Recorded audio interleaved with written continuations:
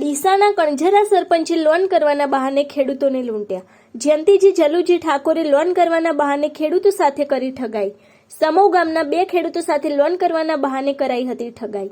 સમો ગામના નાનજીપુરા અને ભગવાનપુરાના ખેડૂતો સાથે કરી ઠગાઈ. 65,000 રૂપિયા લોન કરવાના બહાને ધરતીના પુત્ર જગતના તાતને લૂંટ્યા. પોલીસ દ્વારા વધુ તપાસ કરવામાં આવે તો કેટલાય ખેડૂતોને લૂંટ્યા હોવાની લોકમુખે ચર્ચા. પ્રાપ્ત વિગત અનુસાર વાત કરવામાં આવે તો ડીસા તાલુકાના કણઝરાના સરપંચ તરીકે ઓળખાતા જયંતિજી જલુજી ઠાકોરે સમો ગામના ગરીબ ખેડૂત નાનાજીપુરા ખાતે રહેતા રમેશભાઈ દેસાઈ તેમજ ભગવાનપુરા ખાતે રહેતા દેસાઈ ગણેશભાઈ પાસેથી લોન કરવાના બહાને 65,000 રૂપિયા લઈ રફુચક્કર થઈ ગયા હતા.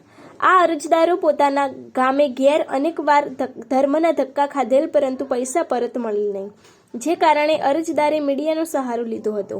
ડીસા રૂરલ પોલીસ મથક ખાતે લેખિતમાં ફરિયાદ આપી વધુ તપાસ કરવામાં આવે તો કેટલાય ખેડૂતો સાથે કરેલ કૌભાંડ બહાર આવી શકે.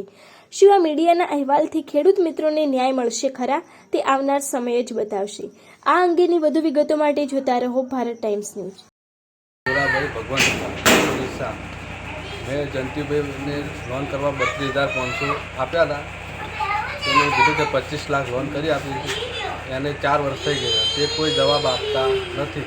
ત્યાં જતો કે આજ આલું કાલ આલું તેમ કરે જાય છે અને હવે તે નાગું બોલે છે કે હવે તે આપવા જ નહીં પૈસા, એવું બોલે. ભાઈ કણઝરાના છે, તાલુકો ડીસા હાલ ચાલુ સરપંચમાં છે. અમે પોલીસમાં કોઈ જાણ કરી નહીં, સંબંધ હતો કે એ માટે લોન કરવા આપ્યા હતા પૈસા.